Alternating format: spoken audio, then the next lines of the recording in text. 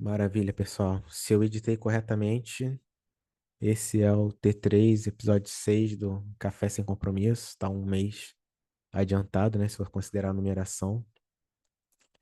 E é isso aí, nosso bate-papo informal para falar de APS. Como eu estava falando agora há pouco, ontem a gente teve o Bootcamp global. E aí você estava falando, Michael, que você não conseguiu participar, né? Isso, eu cadastrei lá, eu ia participar. Só que acabou que eu tive reunião no horário e não consegui. Ele vai ficar gravado? Ele tá gravado e eu tenho o link aqui para passar para vocês. Deixa eu passar. Guilherme acabou de entrar. Deixa eu passar o link para vocês.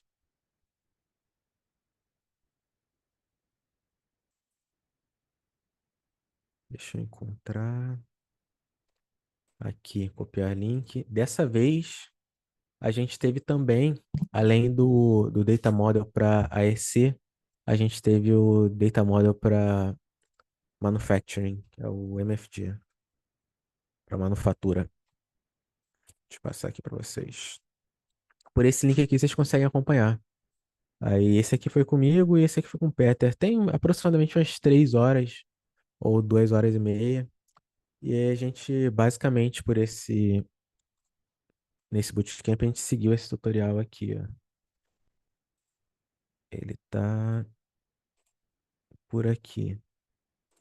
Se a gente filtrar em AC,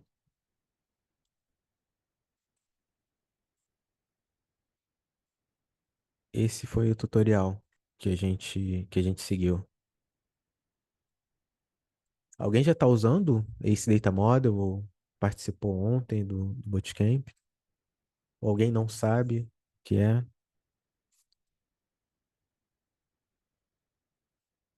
Não? A gente teve um blog, eu sempre falo dos blogs, né? Um dos blogs entre o Café Sem Compromisso passado e esse foi para divulgar essa nova API, que agora está com disponibilidade geral. Então, a partir de agora, você já consegue conectar quem tem ACC, quem tem conta ACC na região Europa ou Américas, consegue utilizar o Ace Data Model. E aí, se vocês quiserem, eu posso fazer um resumo aqui. Mas antes, queria saber de vocês. Vocês têm alguma coisa que vocês estão trabalhando com a PS? Ô, João, uma dúvida só. Esse data model, ele vai manter sendo só para Revit 2024 para cima ou vai ter compatibilidade com a versão anterior? Não, ele está no roadmap a partir de 2024 para cima. Beleza. Então, se você está usando a versão antiga, tem que migrar. Ou se você quiser começar a experimentar, tem como usar um projeto de exemplo que a gente tem lá. Não, a dúvida é mais, por exemplo, para usar ele em cliente que usa Revit 2022, por exemplo.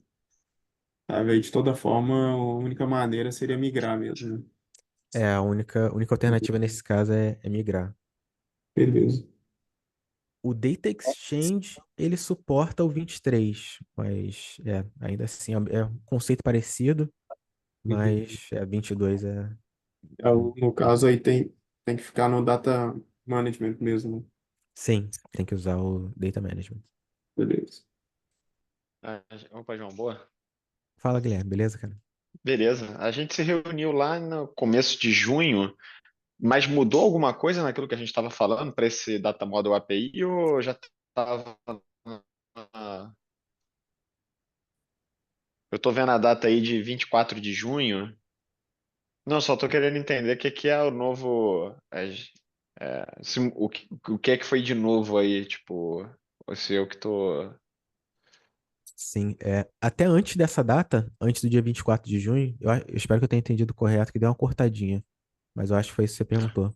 Até antes do dia 24 de junho, cara, ele estava em beta público. Desculpa, beta Tá. privado.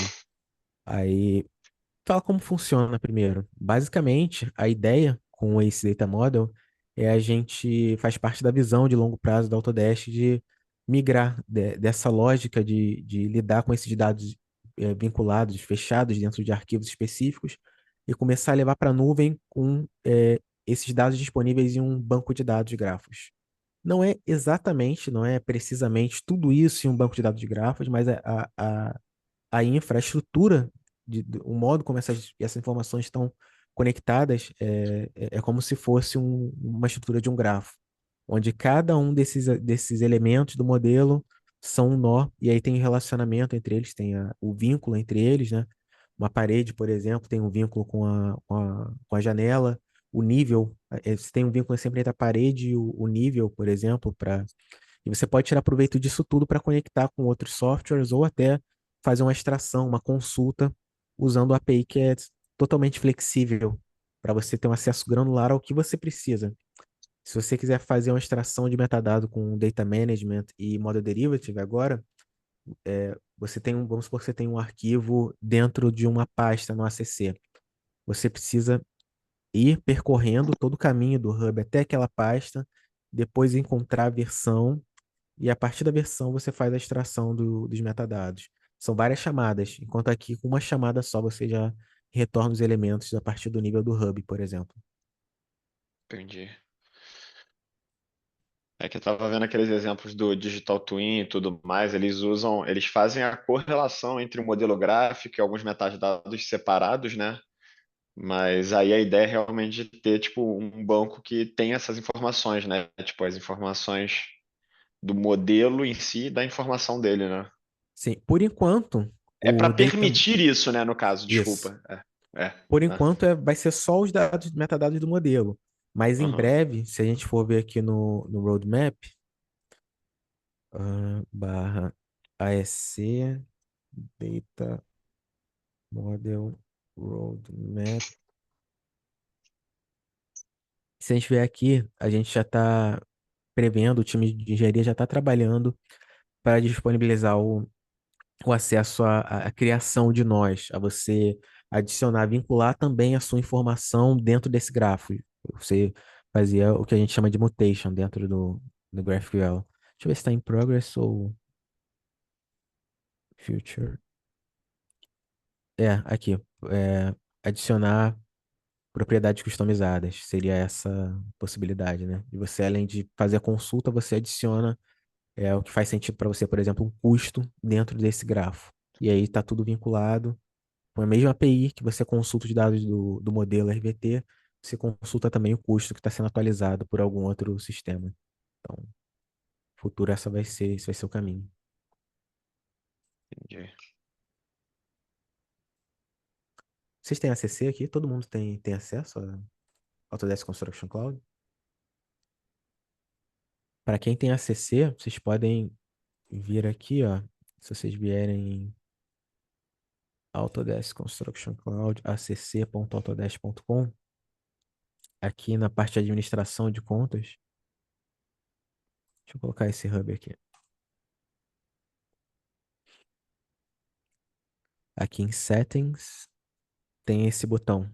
Desde o dia 24, ou alguns dias depois, né, dia 20 e muitos, ou começo de julho, esse botão foi disponibilizado. E aí, assim que você clicar nesse botão, para cada vez que um usuário fizer upload de um arquivo RVT 2024 ou 2025, vai ser executada uma outra extração. E essa extração vai levar os metadados desse arquivo para a estrutura de banco de dados de grafos. Beleza? Ao subir o arquivo, né, para bucket lá. Isso, você fez o upload em qualquer. Isso é no nível Em co- da conta. Fez o Aham, upload em qualquer pasta, já vai fazer esse processamento e vai estar disponível. entendi. Ô, João, mesmo que a versão original não tenha isso ativado, depois que subir uma versão, já cria. O que você quer dizer com a versão original? A versão original do Não, o RV? primeiro arquivo RVT que eu coloquei, né, a versão 1, eu não Ah, estava tá. com esse botãozinho aí ativado. Aí, a partir, né, que eu ativei as próximas versões, já cria né, o model, né, o esquema de dados para mim, não é? Exatamente, é só para a próxima versão. Para a versão antiga ele não vai fazer nada, até Não, porque teria beleza. um passivo de milhões de Uhum. arquivos aí não daria para processar, mas ativou, fez o upload de nova versão, ele já vai começar a disponibilizar. E eu vi ali no roadmap que você mostrou, tem Civil 3D, Plant, e para a gente a gente usa muito Plant, muito Civil 3D, né, projeto geotécnico e projeto industrial. A maioria acaba que a gente, né, gera os desenhos, né, multidisciplinares no Plant. E aí duas perguntas. Você tem uma ideia de quanto tempo isso vai demorar? Não, né? Não, não E tem como disponibilizar. dois, Mas é um é, dos mais pedidos. Se você for ver aqui, o Plant é? está com 9 votos. Ah, Isso aqui tá. é bem, é público. Eu já vi algumas conversas no time para disponibilizar, integrar o Plant e o Civil. Mas ainda não tem uma data, não. E teoricamente isso funcionaria para eu acessar o dado, funcionaria também num desenho 2D, né, num fluxograma. Sim, aqui a gente não está falando, quando a gente fala de model derivative, aí Não tá, você tem esse conceito de viewable, né? Que é o derivativo, a partir de uma vista. uhum. Aqui ele extrai metadado do modelo completo. Então você vai consultar de acordo com o grafo gerado da extração daquele modelo. E aí não é independente de vista. Você tem acesso às vistas também, mas não fica limitado, por exemplo, no caso do Rabbit, só ao que está às vistas da Publish Setting. Você consegue a lista completa de vistas. Então, Mas aí o Plant e o Revit são, vamos dizer, estruturalmente diferentes, né? As vistas no Revit já estão vinculadas no modelo ali. Mas eu estou falando do Plant, na hora que a gente está pensando em fluxograma de engenharia, ele não tem uma relação com o 3D, né? Ele é um desenho, fluxograma é BIM, mas 2D. Ele é um arquivo inteligente, eu tenho lá o nome das minhas linhas, o nome dos equipamentos, eu sei quem está conectado com quem, mas ele não é um modelo 3D, né? Ele é um modelo 2D com inteligência. Acredito que aí eu vou conseguir também acessar esses dados, né? eu realmente não sei, ainda está no começo. E até para o próprio Revit, por exemplo, a gente ainda não tem geometria. Se isso vai ser interpretado como metadados, como algum diagrama, alguma conexão, aí é para o time que está trabalhando nessa disponibilização decidir. Mas Tá. até para o Revit, se for algo geométrico, é uma limitação até para o Revit. Então, Né, na verdade, a gente não está nem pensando realmente em geometria, a gente está pensando no dado mesmo, porque, por exemplo, os fluxogramas de engenharia são os que direcionam o que tem que estar construído dentro do modelo. Então, a nossa ideia é realmente comparar, criar uma inteligência que consiga sacar assim, ó, esse tanque tem que estar ligado nessa bomba por uma linha que chama 2. Aí eu vou lá no modelo e vou sacar. Cadê o tanque? Tá aí, tá modelado? Beleza. Cadê a bomba? Tá aí, tá modelado? Beleza. E a linha? Tá conectando os dois? Pá, então beleza. Então esse problema meu aqui tá resolvido. Então a ideia nossa, mas sempre realmente pensando em dado, né? Nem tanto pensando realmente em selecionar as coisas no modelo, é realmente mais pensando. A informação. gente tem um trem aqui na Vale que chama Model Review. Então a gente extrai os dados dos 2D, dos 3D, dos documentos emitidos e sai comparando as coisas. Aí tem lista de equipamento. A lista de equipamento é para sair do fluxograma. Na hora que você vê, tem equipamento lá que não está em lugar nenhum. Aí você fala assim, "Uai, como que esse trem apareceu aqui?" Então, é uma ferramenta que a gente achou, né, para controle de qualidade. Aí a gente vai na projetista e fala, porra, cadê esse equipamento aqui, né? Cadê esse negócio? Nos ajuda, porque esses projetos são gigantes, então a gente está muito interessado em dado e a gente fazer esses cruzamentos de dados aí, que eu acredito que esse A e C aí, né, nessa API vai nos ajudar bastante no futuro. Uma vez que tenha isso nessa estrutura de grafo, com certeza isso vai ser contemplado na, na- na- no recurso de filtragem que a gente tem, por exemplo. Deixa eu rodar uma consulta aqui rapidinho para vocês verem. Por exemplo, a gente pode pegar elemento do nível de um hub, ou até mesmo a partir de um hub. Deixa eu pegar a partir desse hub aqui. Ah,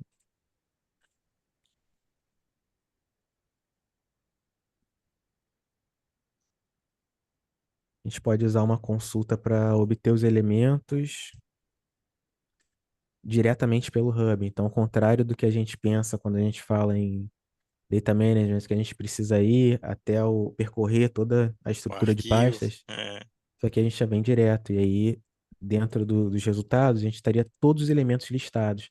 Aí tem a opção de filtragem, você pode filtrar os elementos, por exemplo, por categoria, se eu adicionar um filtro aqui, ó.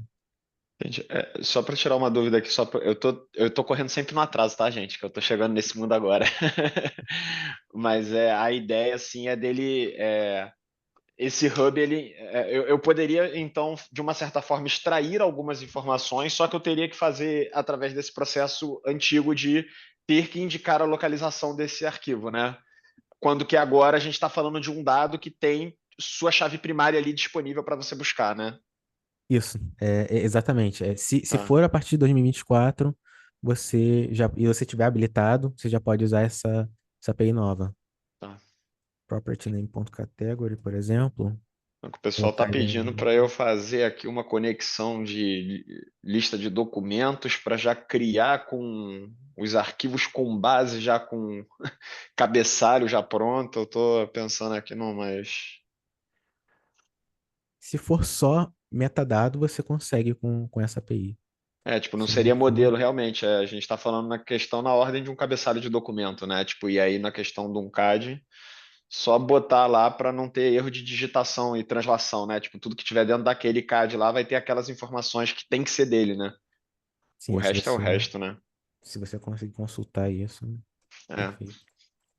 E aí, por exemplo, eu posso pegar as propriedades. O legal é que você define também o que você vai consultar, né? Se você quiser as propriedades, aí eu defino que eu preciso do nome e do valor. Aí eu quero também as unidades para cada uma dessas propriedades. Aí agora a resposta vai retornar para mim todas as propriedades de cada uma das paredes.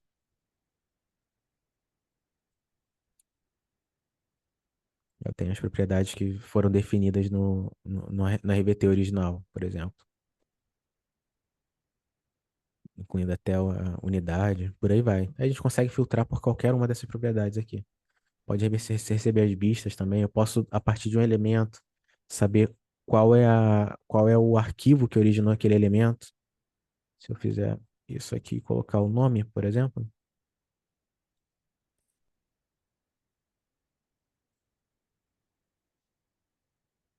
aí eu sei que esse elemento está nesse arquivo. Então, posso filtrar por propriedade. É bem flexível, o acesso é bem granular. Se vocês tiverem algum fluxo que faça sentido, que seja interessante ter esse acesso granular, é legal experimentar.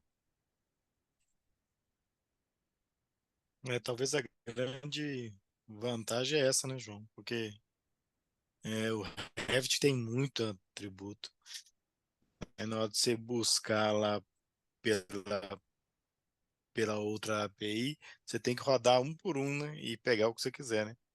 Sim. O, E aí tem rate limits, tem tudo que você precisa você considerar, vai, né? você vai mandar, né? Você vai usar o endpoint, vai pegar os dados todos, e depois você vai escolher o que você vai usar.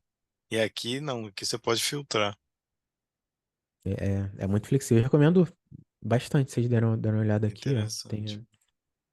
Eu já até perdi. Ah, tá aqui. Aqui tem a gravação. E para manufatura, quem usa manufatura também tem esses dois aqui. Eu acho que é a partir do Fusion Teams, mas eu não vi esse conteúdo ainda, mas vale a pena dar uma olhada também.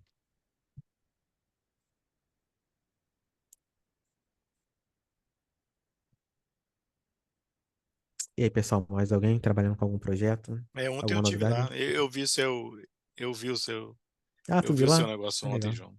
Ah, Eu fiquei maneiro. até às 3, né? Você ficou um pouco mais do que 3, e depois eu vou ver o restinho Finalzinho que foram as no últimas vídeo. consultas lá. Foram umas mais É. complexas, né? Mas bem rapidinho tu faz. O... Eu vi umas. Eu tenho uma pergunta. Eu tô trabalhando aqui né, numa customização do viewer para a gente facilitar as equipes a conseguir avaliar o modelo, né? Conseguir filtrar por categoria e pegar um sumário das quantidades, tal, né? Para gerenciar o tipo de dado que a gente gera nos nossos documentos aqui, dependendo da disciplina. E tem algumas, vamos dizer, no futuro eu pensando aqui nessa API aí do AIC, eu vi que ela funciona só com um three-legged token, né? E aí o cara tem que logar por exemplo, se eu quisesse algo tipo para construir um data lake, para conseguir, porque né, o ACC, a plataforma, não é um dado estruturado, então quando a gente vai para começar a pensar em inteligência, se eu for caçar usar o dado de lá direto, vai ficar rodando a vida inteira para eu conseguir, né, criar um modelo estatístico para eu poder usar. Então eu tenho que filtrar e jogar pensando em jogar em algum outro banco, dado filtrado, para daí a IA começar a aprender com alguma coisa com a gente. Então seria algo que eu ia rodar tipo assim uma vez por dia. Aí para o cara ter que ficar logando todo dia não faz sentido, né? Aí eu vi que eu posso usar o refresh token. Ele faz isso uma vez e daí ele vai usando o refresh token. Então minha pergunta, tem um limite? Esse refresh token eu posso usar ele a vida inteira? Esse refresh token não, você não pode usar ele a vida inteira. Você pode usar ele, tem um período de até 14 dias. Então você tem 14 dias para. O token é válido por uma hora, o refresh token é por 14 dias. Assim que você usa o refresh token, você vai receber um novo par, que vai ser um novo par de token e refresh token. Esse novo par, o Isso. token é válido por uma Faz hora e o mais refresh 15 por dias. mais 14 dias. E aí, se você Tá, então, fizer então isso, se eu for mantendo ele, né? Se eu for mantendo ele num banco, eu posso rodar para a vida inteira. sim, mas você não pode. Se você perder esse intervalo uma vez, vai precisar fazer o login Tá, de beleza. novo. Tem até esse Não, blog aqui que ele. Porque isso é bem comum, né? Você quer usar o Ace Data Model ou alguma outra API específica e quer fazer a comunicação servidor-servidor. E não quer esse login. isso. Então, o MongoDB, por exemplo, tem uma função, tem uma opção chamada Trigger, que você basicamente tem essa função, acho que em JavaScript, não sei se suporta Ah, outras tá. linguagens, que basicamente você configura, você agenda. Aí você pode agendar uma vez por semana, no horário que ninguém está usando, e lá e só atualizar os tokens. Se você mantiver o token lá no MongoDB ou qualquer outro banco de dados, tá sempre válido. E tem até nesse vídeo aqui, ó. Ah, legal. A gente está fazendo passo a passo, e aí no final ele vai atualizando sozinho. Você pode manter lá mesmo. Deixa eu passar aqui. Legal, deixa eu copiar. Em breve, a gente está trabalhando em outra API, mas em breve a gente vai ter novidade para contornar isso. Vai ter um acesso mais controlado para aplicações, para esse caso servidor-servidor. Teremos novidade em breve. Não vou falar muito mais que isso.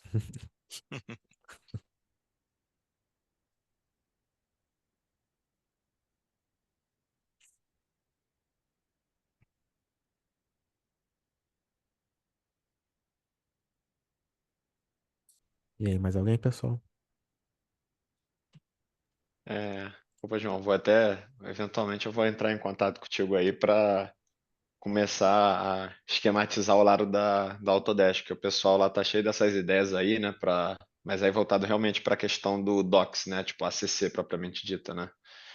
E a gente está falando muito de metadado, né, de fazer comunicação via API para que a gente quer ter todo esse histórico, né, digital da informação, sem a pessoa ter que tirar de um canto e levar para outro. Então, acho que tem uns negócios bacanas aí, depois eu vou tentar te acionar aí. Maneiro. Então, é só agendar lá no Calendly. Não, Vou beleza. passar o link para vocês aqui, ó. Porque a gente está na etapa Fica à mesmo vontade. de esquematizar, ver o que é a primeira coisa que a gente vai fazer, né? Porque, cara, eu acho que talvez eu até deixar esse questionamento, eu cheguei a te perguntar, que estava na minha cabeça, eu pensei qual seria a dificuldade para eu tentar montar uma interface de docs para gente, sabe? Porque né, a gente está tentando levar a parte de gestão de documentos para dentro do Docs, né? Então eu preciso acionar as APIs do meu GED através do Docs. Só que aí eu estou pensando, tipo, seria basicamente um HTML completamente novo para isso, né? E aí eu fiquei me perguntando até que ponto que eu estou recriando um Docs, né? Tipo, Se você quiser colocar na sua interface algumas das funcionalidades do Docs, é claro que nem tudo é possível, né? Porque nem tudo tem API disponível. Issues, por uhum, exemplo, você consegue criar, ler, mas se você for criar com Pino, não tem API para isso. Mas a gente tem um tutorial. Deixa eu ver onde tá. É Eu já tô aqui. até pensando em ver se eu consigo, né? Se eu fazendo através disso, se eu consigo ler comentários de PDF para criar os issues lá dentro. Eu acho que talvez seja possível. Se eu pegar uma biblioteca que leia o PDF, tipo, o metadado do PDF, talvez dê para. Mas não sei, eu não vi essa parte ainda. Mas eu tava Mas aí você tá falando, tipo, dá para criar issue sem pino, né? E realmente, eu ia criar uma Sem lista de pino. ações, né? Se você não for escolher uma posição no modelo, criar vinculado a um projeto e faz até uma referência, adiciona o modelo como referência, isso aí dá para fazer por API. E Ah, tá. Eu replicando, não falando em consigo, replicar o eu view, consigo criar uma issue, mas não relaciona. Eu não consigo colocar ela dentro de um arquivo, mas eu consigo referenciar ela a um arquivo, né? isso. Tá. Aquela issue da CC que você escolhe um ponto, essa ainda não Aham. consegue por API, Tá. Não, porque não mas eu tem consigo suporte inserir oficial. uma issue dentro de um documento. Eu consigo vincular os dois, né? É só por referência.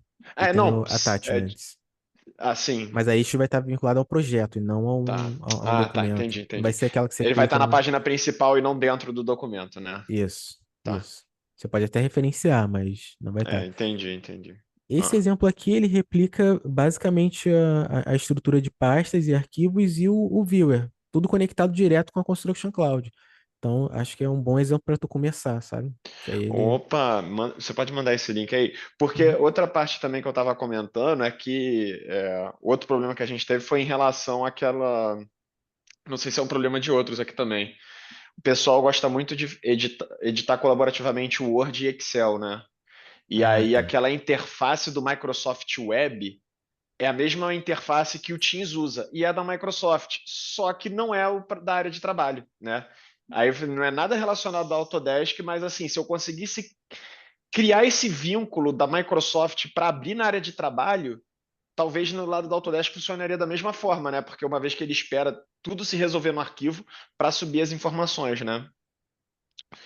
Mas aí Uhum. eu acho que tipo essa interface daí ela já. Deixa eu Com pegar essa esse. interface aqui você pode escolher como tratar dependendo da extensão do arquivo, né? Mas eu sei que para PDF tem uma que a gente já usou em um blog chamada PDF Livre. Eu vou até procurar aqui. Maicon passou Do PIN aí. algum ajuda aqui, tu tá? Tem como ligar o microfone, Maicon? Quer falar? Quer compartilhar isso aí? Eu só falando, se precisar do PIN, dá para fazer na mão aí, criar ele com o 3JS, inserir uma esfera lá dentro, né, salvar a posição e o ID da issue num banco de dados separado lá. Fazer. Não vai usar as APIs, né, mas dá para fazer na mão. Alguma Só coisinha para ficaria exibir. fora da CC, mas Ah, esse é o ideal mesmo para tu. Tem até ah, Sprite, o método de Sprite para fazer isso. Bem legal, dá pra fazer mesmo. Porque eu acho que esse Hubs Browser é o que a gente precisa mesmo, viu? Que é tipo uma versão simplificada do Docs, né? Que a gente vai inserir algumas funcionalidades. Sim, você pode conectar com banco de dados externo, aí fica 100% flexível. Oh, Caramba, eu legal esqueci o que demais. que eu ia mostrar agora que você tá. Ah, é PDF. Tem uma biblioteca chamada essa daqui, ó, PDF Lib. Eu gostei muito dessa. E a gente tem até alguns blogs usando ela para separar PDF em páginas, editar PDF, adicionar SVG e colocar junto com PDF um arquivo só. Então, ela é bem interessante. Eu tive bastante Calma aí, isso sucesso aí é com do quê? ela. Do PDF? Se você estava falando de uma biblioteca para Uhum. manipular PDF, essa daqui é o que eu tenho PDF utilizado. E, LibJS. se alguém tiver alguma sugestão aí, é até bom para eu experimentar depois também. Massa demais. se for para processar o conteúdo do PDF, é só mandar para o chat GPT lá. Manda ele ler, faz o serviço aí para mim e retorna. Não, já estou fazendo isso para consolidar aqui dados de sondagem, ensaios. A gente tem, tipo, cerca de 9.000. Tipo, a gente já está fazendo tudo. Sondagem, análise granulométrica, também fazendo uns negócios assim para infraestrutura. Também tem coisa para Vale, mas esse daqui, no caso, é para uma ferrovia, né? Pô, tá. É bem interessante mesmo. ChatGPT toma conta, né? Teve um exemplo aqui que a gente fez, foi o ChatGPT que salvou isso daqui também. Só pedir o código em Python completamente enferrujado. Saiu certinho, cara. Pô. O Maicon fez um também. Chat Maicon, tu GPT tá fez um. muito foda, cara.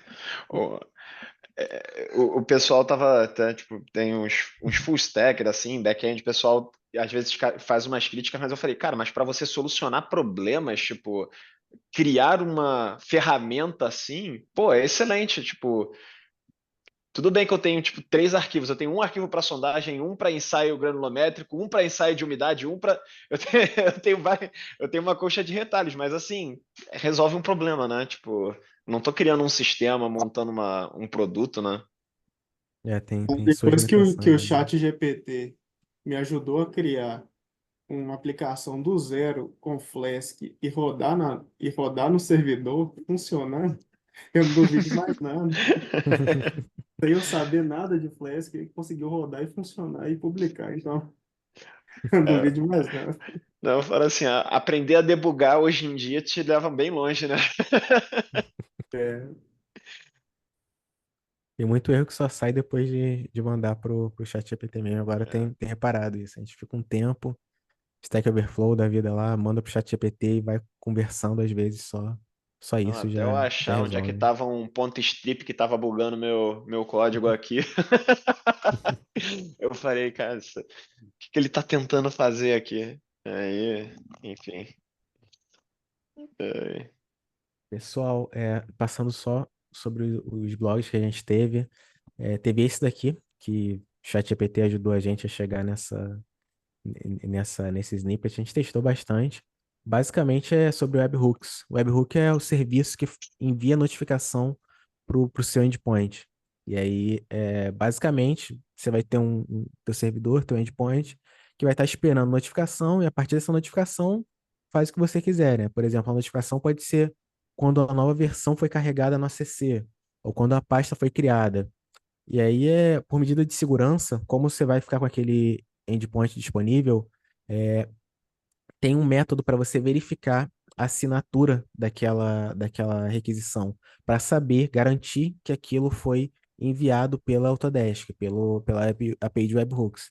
E basicamente, o método de fazer isso, a solução, o jeito de fazer isso, é usando o seu token para calcular uma hash. E aí, a gente tinha um exemplo usando Node.js, e agora a gente disponibilizou esse exemplo usando Python sem criar um servidor, basicamente usando um setup serverless. Isso veio de um cliente que estava querendo integrar isso com a função Lambda. E aí a maior dificuldade que a gente encontrou foi na hora de calcular essa hash, porque se você tiver um JSON e colocar um espaço a mais, formatar ele de alguma forma, a hash já fica completamente diferente, não bate com a hash que está vindo do servidor. Então foi isso que a gente debugou, foi um pouco chatinho, mas deu certo para quem estiver querendo fazer essa verificação, vale a pena isso aqui. isso daí é bom, até pra isso daí que eu tava comentando, tipo, pra eu indicar que saiu do meu GED e entrou pra Autodesk, eu mantenho essa assinatura, né? Tipo, era exatamente isso que eu precisava, uma assinatura digital, né? Você vai receber ou vai enviar para Autodesk? Como é que As é isso? duas, né? Então, eu vou receber as informações e escrever no Docs.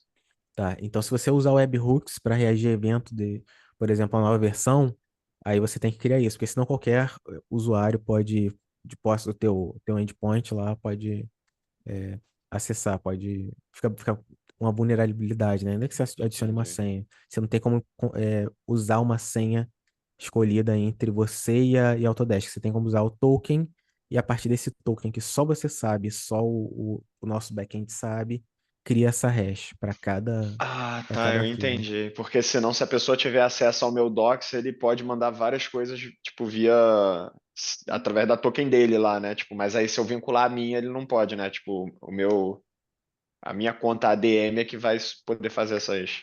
Não é pela conta, na verdade, que a gente está fazendo, é porque você vai ficar com um Não, endpoint é. disponível. Aí qualquer um acessando o teu endpoint pode mandar requisição para você, mandar mensagem. Aham, Então, você vai basicamente fazer uma verificação para cada mensagem recebida se aquela hash foi gerada com um segredo que só você e a Autodesk sabem. entendi. Se for usada essa mesma chave, aí beleza, você garantiu que é original, é seguro receber essa requisição. Deixa eu ver, acho que era basicamente isso de blog que a gente tinha. Tem o Hackathon também, se alguém for participar.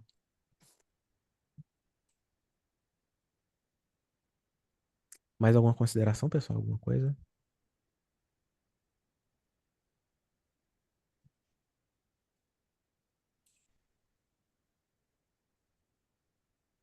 Não? Não, acho que eu tô com trabalho de casa agora com esse hub browser aí, era isso que eu precisava mesmo.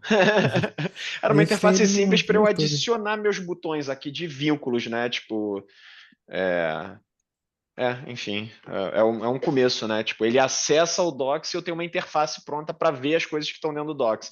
O resto é história, né? Tipo, como é que eu vinculo e faço, né, meus botãozinhos aqui E você pode fazer extensão, pode vincular com um banco de dados, IoT, é tudo Uhum. levar para a realidade virtual. Então, a gente tem exemplo para praticamente tudo a partir dele, cara. Então, é Não, legal. bem tranquilo, bem flexível, muito flexível.